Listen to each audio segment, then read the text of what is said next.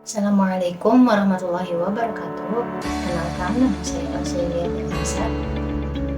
Adapun pokok pembahasan yang akan dibahas pada video kali ini adalah mengenai kaidah al-dararu yudhal atau bahaya itu dihindarkan. Sebelum membahas mengenai pokok pembahasan yang sudah kita kenal, sebaiknya kita mengetahui terlebih dahulu apa itu qawaidul fiqh. Mengenai definisi qawaidul fiqh atau qawaidul fiqhiyah, itu adalah kesimpulan umum dari berbagai hukum fikih. Pokok pembahasan atau pokok pembahasan dalam qawaidul fiqhiyah itu adalah terfokus pada kaidah dan berbagai hukum fikih yang ada di dalamnya. Selain itu, terdapat istilah qawaidul fiqhiyah dan qawaidul usuliyah, sehingga terdapat perbedaan besar. Yaitu yang pertama, qawaidul fiqhiyah. Qawaidul fiqhiyah adalah prinsip dasar berupa hasil kesimpulan dari berbagai hukum fikih.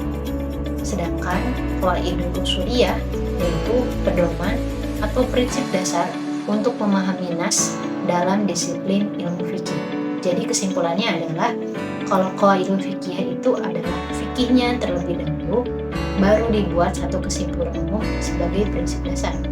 Sedangkan qawaidul usuliyah itu ada dulu suatu dalil atau nas yang menjadi dasar, lalu muncul hukum fikih. Contoh dari qawaidul usuliyah yaitu adalah aqimus shalah, yang artinya adalah dirikanlah sholat. Nah, terdapat kata perintah dari dalil tadi atau nas tadi yang menunjukkan dirikanlah sholat. Dari dalil itu muncul hukum fikih yang mewajibkan untuk sholat. Kaidah fikih berdasarkan aspek cakupannya. Jadi kaidah fikih dari aspek cakupannya itu salah satunya ada kaidah kubro. Nah, kaidah kubro ini maksudnya adalah kaidah yang mencakup pada seluruh bab fikih, mulai dari bab ubudiyah, bab muamalah, bab jinayah, dan bab munaqah. Nah, dalam kaidah kubro ini terdapat 5 kaidah lainnya. 5 kaidah turunannya. Yaitu yang pertama ada kaidah al-umuru bimaqasidiha, yang artinya segala sesuatu tergantung pada tujuannya. Kemudian kaidah turunan yang kedua adalah al-yaqinu la yudhallu bisyak, yang artinya keyakinan itu tidak bisa hilang dari sebab keraguannya. Yang ketiga yaitu al-dhararu yudhal, yang artinya bahaya itu dihilangkan. Dan yang keempat al-masyaqqatu tajlibut taysir, yang artinya kesulitan itu mendatangkan kemudahan. Dan yang kelima al-adatu muhakkamah, yang artinya adat atau tradisi kebiasaan itu bisa menjadi kebijakan. Selanjutnya ke pokok pembahasan yaitu kaidah ad-dararu yudhal, yang artinya bahaya itu dihilangkan. Kaidah ini berdasarkan pada dalil dan juga hadis Nabi Muhammad SAW. Salah satu hadisnya adalah hadis riwayat Imam Malik yang berbunyi la dharara wa la dhirara, yang artinya tidak boleh ada bahaya dan juga tidak boleh ada sesuatu yang membahayakan. Kemudian hadis lainnya adalah hadis riwayat Bukhari dan Muslim yang berbunyi man dharra dharrahu Allahu wa man syaqqa syaqqallahu alaihi, yang artinya barang siapa yang membuat mudarat kepada orang lain, maka Allah akan membuat mudarat kepadanya. Dan barang siapa menyulitkan orang lain, maka Allah akan menyulitkannya. Kemudian, terdapat dalil pada Al-Quran, yaitu Quran Surah Al-Baqarah ayat 195, yang berbunyi A'udzu billahi minasyaitonir rajim. Bismillahirrahmanirrahim. وأنفقوا في سبيل الله ولا تلقوا بأيديكم إلى التهلكة وأحسنوا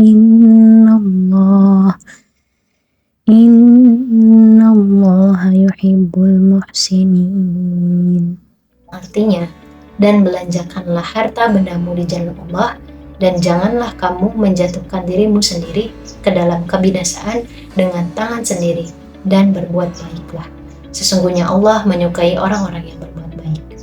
Dari dalil tadi, ayat ini menunjukkan bahwa umat Islam diperintahkan untuk menghindari tindakan yang dapat menyebabkan kebinasaan atau bahaya pada diri sendiri dan juga orang lain. Kemudian dari hadis kedua tadi menegaskan bahwa tindakan yang menimbulkan bahaya dan kesulitan kepada orang lain akan dibalas oleh Allah dengan cara yang sama. Nah, dari dalil dan nas tadi, semuanya menekankan atau menjelaskan tentang pentingnya menghindari dan menghilangkan bahaya yang sesuai dengan kaidah ad-dhararu bidzar. Kaidah ini juga sesuai pada tujuan untuk merealisasikan maqasid al-syariah dengan menolak yang mafsadah dengan cara menghilangkan kemudharatan. Kemudian terdapat kaidah cabang ataupun kaidah turunan dari kaidah ad-dhararu bidzar, atau yang artinya adalah bahaya itu dihilangkan. Kaidah turunan yang pertama adalah ad-daruratu tabihul mahdurat, yang artinya darurat itu melegalkan larangan. Maksudnya di sini adalah jadi sesuatu yang awalnya dilarang gara-gara darurat, maka akhirnya itu berhukum boleh. Syaratnya itu jika level darurat lebih tinggi daripada larangan yang dilegalkan. Contohnya, salah satu contohnya adalah makan bangkai karena darurat kelaparan. Kelaparan yang berakibat pada kematian di sini sebarurat yang paling tinggi. Dan pada larangan tersebut atau larangan atas memakai bangkai itu dampaknya ya tidak begitu parah. Jadi larangan di sini adalah darurat yang lebih rendah daripada tingkat kelaparan tadi yang dapat menimbulkan kematian. Kemudian kaidah turunan yang kedua adalah kaidah ma ubiha lil darurati yuqaddaru biqadriha, yang artinya apa yang dilegalkan karena darurat itu boleh dilakukan, hanya sebatas pada kadar daruratnya itu sendiri. Nah, contohnya adalah makan bangkai hanya sebatas untuk bertahan hidup saja, tidak boleh sampai pada kenyang, karena kadar daruratnya itu hanya untuk bertahan hidup, seperti itu. Kemudian kaidah turunan yang ketiga adalah al-darura la yudhalu bidh-dharar, yang artinya darurat itu tidak boleh dihilangkan dengan darurat lain yang sebanding. Contohnya, tidak boleh mengorbankan nyawa orang lain untuk dibunuh demi menyelamatkan nyawanya sendiri.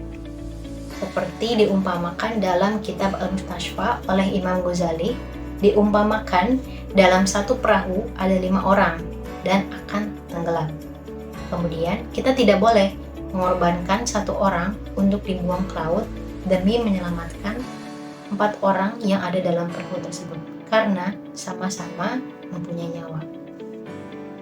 Kemudian kaidah turunan yang keempat adalah yurtakabbu akhafudz dzaruraini, yang artinya melaksanakan darurat yang lebih ringan. Jadi ketika ada 2 darurat, kita laksanakan darurat yang lebih ringan. Contohnya adalah menaikkan harga BBM oleh pemerintah demi menghindari mafsadah atau perekonomian yang anjlok seperti itu. Nah, hal ini boleh dilakukan di mana mafsadah dari perekonomian itu sendiri akan berdampak pada subsektor ekonomi lainnya dan akan merugikan rakyat tentunya.